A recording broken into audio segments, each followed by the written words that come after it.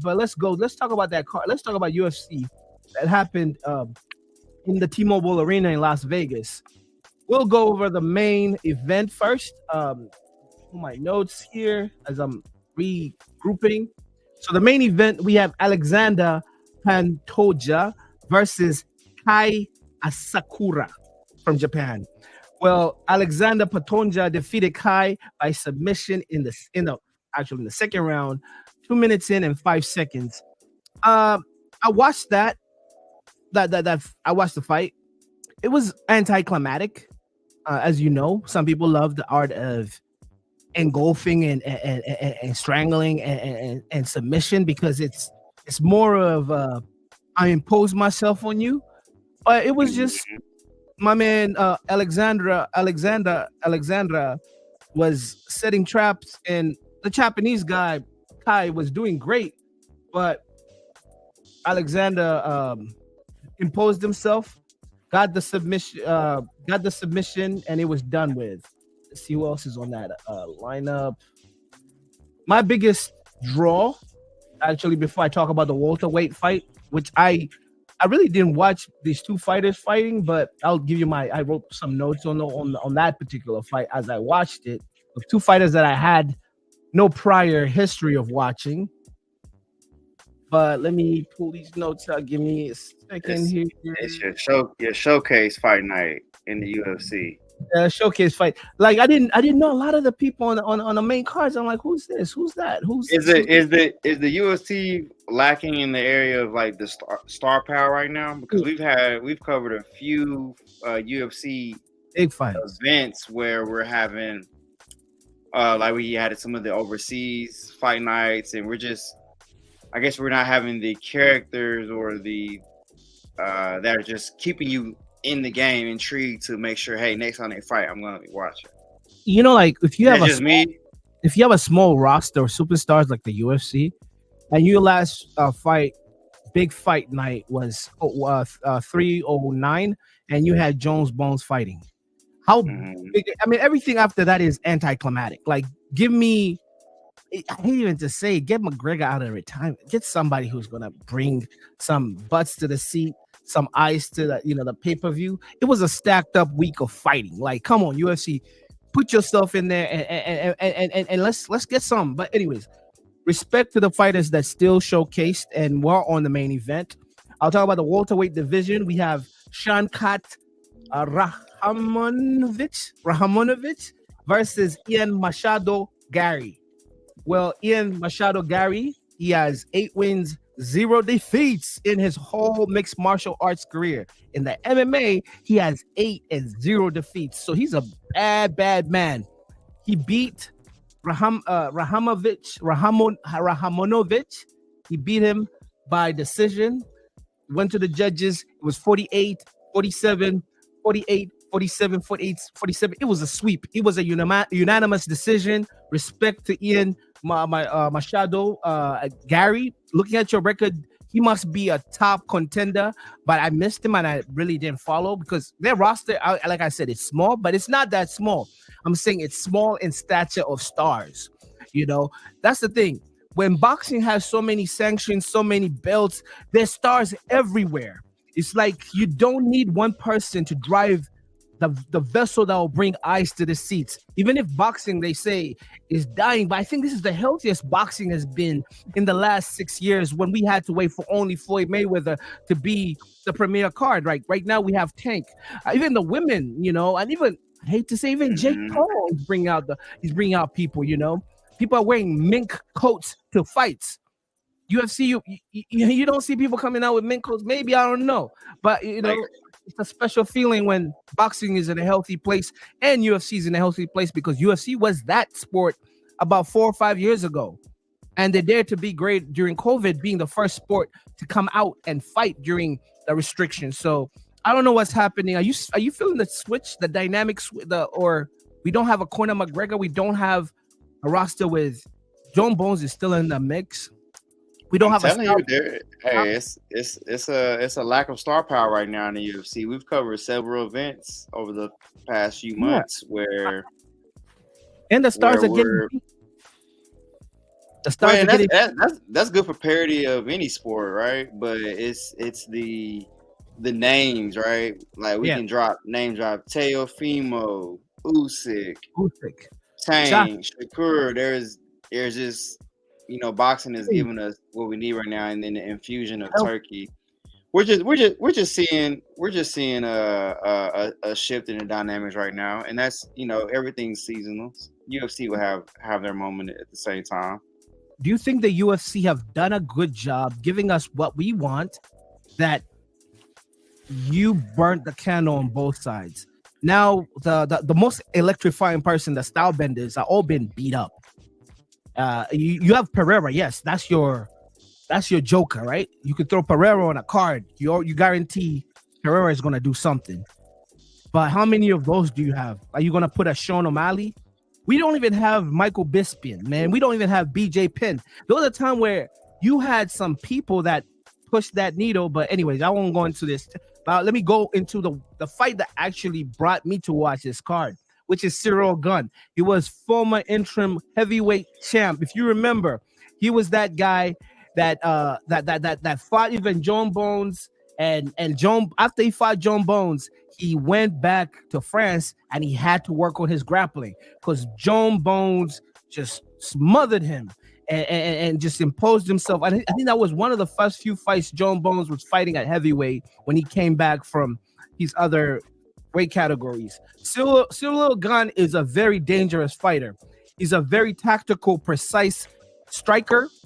We've seen him fight Francis Ngannou, and Francis Ngannou had to wrestle him to win that fight. Francis Ngannou had to grapple him because standing up with this 6'8", 6'7", 6, however tall he is, 260-pound muscle, hard-hitting, rangy fighter is very dangerous. Him and the guy he's fighting, Alexander Volkovich, they've fought before. And the first fight, Cyril Gane made light work of this fight. This fight right here was the reason why we talked about UFC 310 because it brought a lot of controversy on the decision that was made, which was a split decision in favor of Cyril Gane.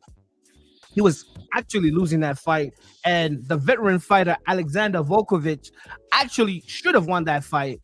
And it's a whole thing on my MMA Twitter. If you just type what the decision was, and even Cyril Gane didn't want to accept that. He had the verdict or the decision, and he walked away. He felt embarrassed that he won. And what he said to the microphone was, "I broke my toe," or something. When people were calling him back to have his victory, accepting his victory and just to talk his ish, for a lack of a better word. And he shied away from the moment because he felt not worthy to even speak after that performance, but he did pull through the split decision. Volkovich's team are pissed. Volkovich is very active and boisterous and loud on social media, letting the UFC judges know that they cheated that day. And he said it's daylight robbery. So respect to the jukes, as the people in the streets say. Sometimes you win, sometimes you lose. Somebody got to be fooled. We are on which other fight happened? The featherweight fight, which was Bryce Mitchell versus let me say this name right. Kron Gracie. Did I say that right? Kron Gracie versus Bryce. Look like it's right to me. All right. So Kron Gracie versus Bryce Mitchell. This was one of the few fights that when I'm watching my UFC, I do like my KOs. He gave me that, He gave me that. So Bryce Mitchell gave me that. He knocked out Kron Gracie. Standard fight, and I'm gonna pull my notes here that I wrote down. Bear with me. Yes.